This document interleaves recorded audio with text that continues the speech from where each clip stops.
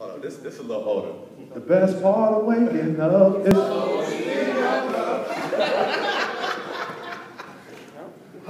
How about this? Ba ba ba ba ba. Y'all ain't that one too. It's amazing. Now let's talk about, now when I talk about subconscious, I really want the kids to pay attention to this, because what the media has figured out is that if we put things in songs, it seeps into your subconscious without you even realizing it. Like, you don't even have to pay attention, and you'll realize, you'll learn something through songs. How about this one? Twinkle, twinkle, little star. Look at wow. Look at that. A, B, C, D, E, F, G. Wow. You know, most of us wouldn't even know the ABCs if it wasn't for that song. Right. You're right. Sorry, saying it without thinking of it. Wow, we wouldn't even know it. And then it gets so crazy, we don't even need words. Doom, doom, doom, doom, doom, doom, doom, doom, doom, doom, doom. Oh! Yeah. Oh yeah, I heard it through the grapevine. Yeah. Y'all see that? Things they put you. They put you. Now that's just okay stuff that's in there. Let's talk about some stuff that shouldn't be in there. All right? Now this is the funny part for me, because I love doing it. Because when I'm at churches, kids can't help themselves. They just blurt stuff out, and their parents will be like, it was a song that I won't even say who sang it, but it went, I like big. Oh, see? You in church, you couldn't even help me. You couldn't even help it. In church, you had to sing that song. Exactly. Think about it. Look at it. Look at it. Girl, you look good, won't you? Uh-huh. In church. And that's just that quick. You forgot where you was? Just forgot where you was. In church. Had to let it go. Okay, she was just something. You about to get jiggy. Now, hold on, parents, come on now. We don't act like that. Because all I gotta say is, turn off the lights.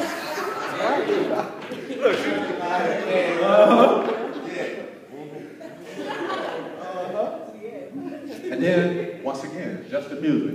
Wah, wah, wah, wah. I've been ready. See?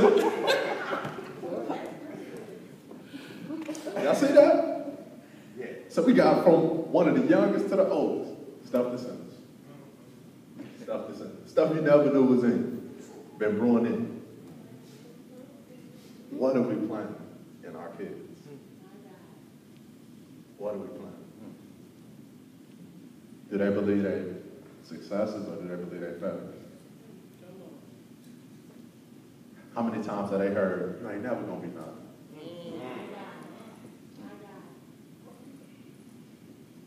One of the things I used to hate to hear, you're gonna be just like your dad. I'm 30 years old, still scared of being like my dad. Because that's what I was told. And it ain't like they said good things about my dad. So that wasn't a good thing. That wasn't a compliment to be just like my dad.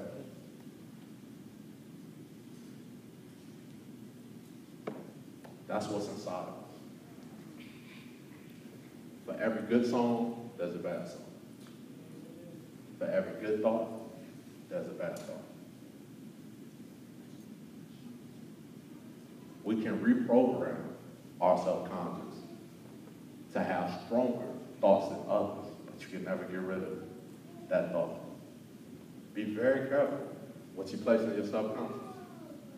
Very careful. One of the demonstrations that I like to do when I do seminars is I like to take a can and I try to get a big can, and I like to give the kids a hammer, and I have them come up here and say one bad thing about me, even if they got to make it up, just say something bad. And every time they say it, they have to hit the can. And then all the kids come through and they hit the can, and the can is all dented up. And then I say, now come back through the line and say something good about me, and hit the can to get the dent out. But you can't get the dent out. Because once the dent is there, the dent is there. What are we telling our kids? My God. Kids, what are you telling other kids? There's people right now that I know that I went to school with still think they the stinky girl.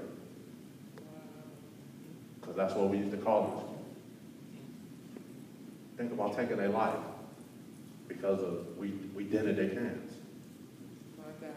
It's kids that don't like their parents because their parents dented their cans. And then years later they come back and say, but I didn't mean it. But my can is already dented. How are we affecting our children?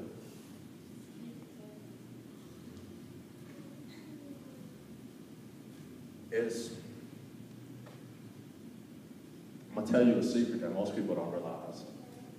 It's more than one person living inside of you. It's more than one person. See, we think we're just one person. We look in the mirror and we see one person. It's more than one person living inside of you. And I'm going to prove it. How many of you have ever decided to work out, start a diet, become a better Christian, live a better life, make better grades, become a better student, have better credit? How many of us have ever decided that? When you start off, you gung-ho. Gung-ho. Oh, I'm going to do this. Oh, it's on and pop. Ain't no game. I ain't playing with them this time. I'm getting out of debt. It's serious. So you start off good, and that's called the hard work. And then after a couple of days or a couple of weeks, lazy guy shows up. That's the other person living inside you. It's the lazy guy. Be like, man, I don't feel like working out today. I don't feel like eating right. I don't feel like balancing my checkbook. I don't feel like being a better student. I don't feel like trying to do good no more.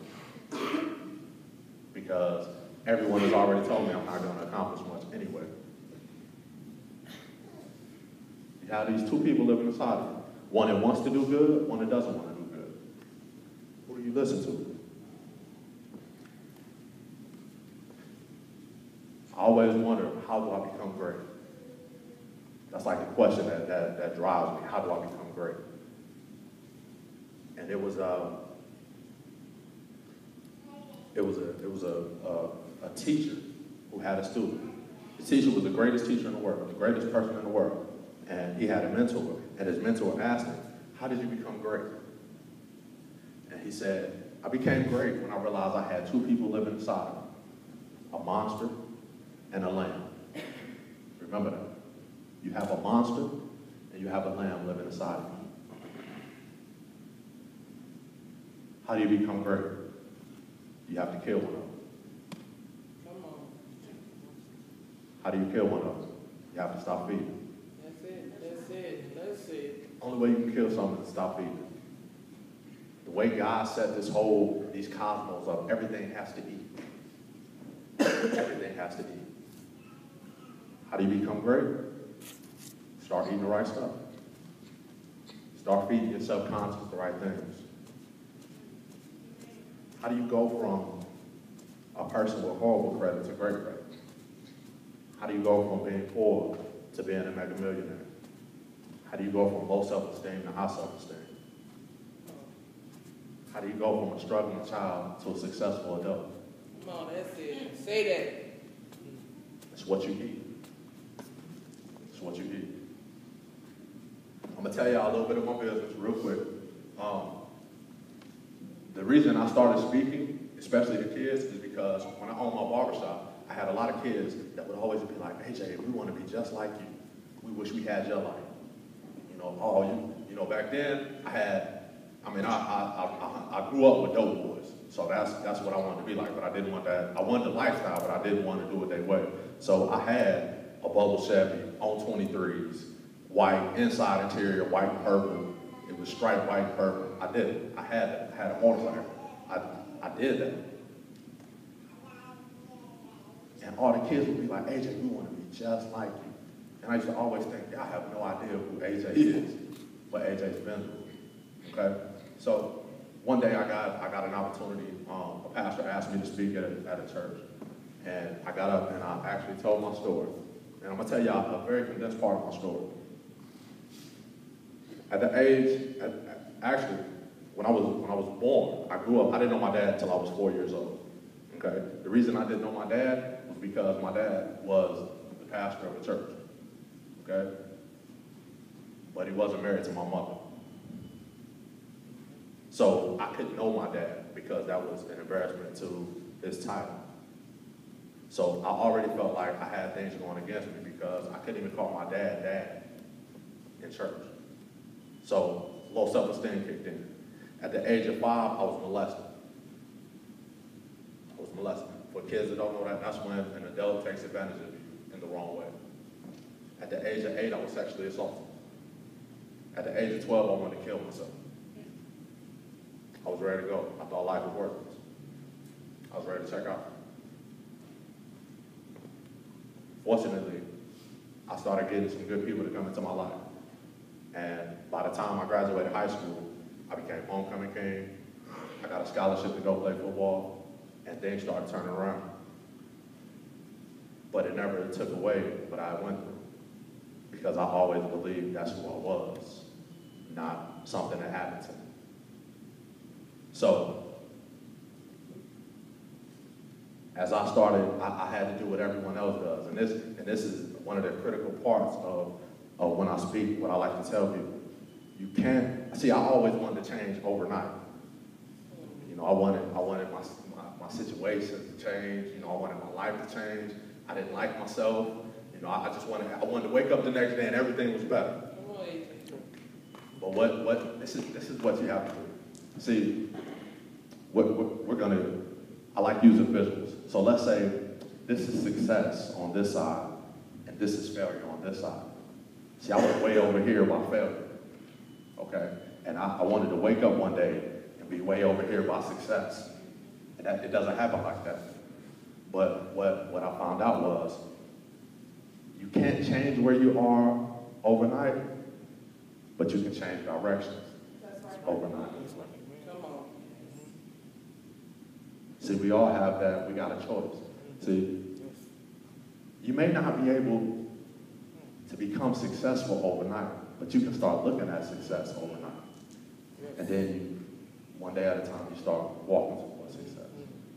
And it's not a fast process. It's a very slow process. But you keep walking towards success. And you keep walking towards success. And you're like, well, you know, I don't feel like I'm getting better. But people are like, but you don't see where you came from. Because it's hard to see how far you came when you're still walking. You know, when I mentor people, all I tell them is just keep walking, start walking. You know, start walking. Because I know it doesn't seem like this, but 5 years, 10 years happen so fast. And if I was to just keep walking just like this slow, for the next 10 years, I would end up somewhere in the Atlantic Ocean. Because that's how progress is made. It's a very slow process. So, I don't do this often. I actually do it because of my pastor. But he always says, look at your neighbor and say, neighbor, if you want to become great, kill yourself.